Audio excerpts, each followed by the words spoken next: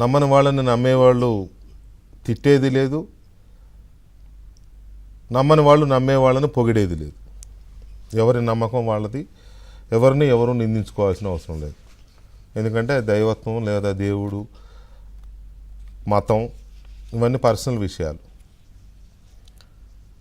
అయితే ఎక్కడైనా దేవుణ్ణి నమ్మే వాళ్ళకి కానీ లేదా ఏదైనా ఒక మతాన్ని ఆచరించే వాళ్ళకి కానీ హాని తలపెట్టిన లేదా వాళ్ళ మనోభావాలు దెబ్బతినే విధంగా పనులు చేసినా అది క్షమించరాని నేరం.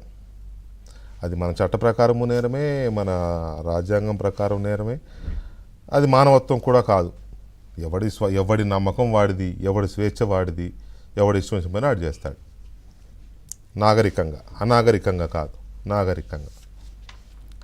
ఇదంతా ఎందుకు చెప్పాల్సి వస్తుందంటే వెంకటేశ్వర స్వామిని ఈ దేశంలో కోట్లాది మంది హిందువులు, దాదాపు 100 కోట్ల మంది హిందువులు, మైనార్టీలు అదర్ ఇవి తీసేసిన సుమారుగా 100 కోట్ల మంది హిందువులు ఉన్నారు ఈ దేశంలో.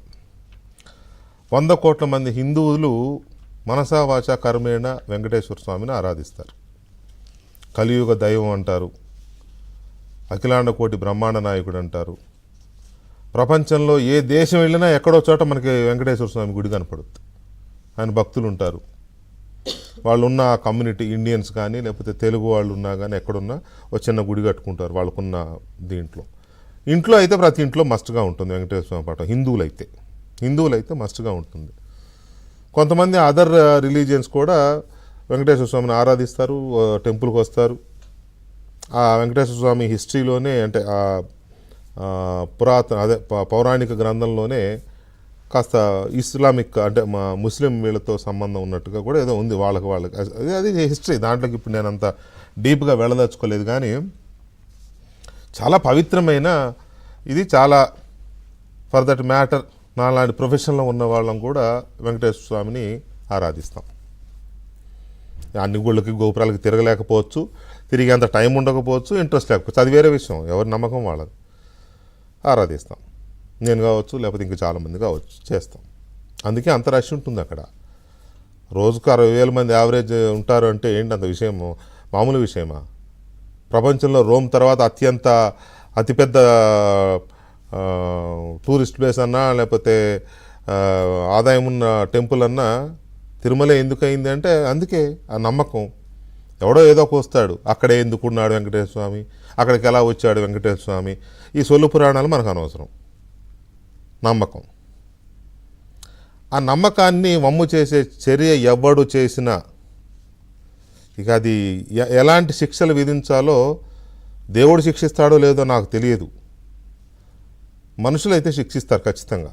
అది ఏ రూపంలో శిక్షిస్తారు అనేది ఇంకొక సందర్భంలో తెలుస్తుంది. అది ఇది ఎందుకు చెప్పాల్సి వస్తుందంటే లడ్డు,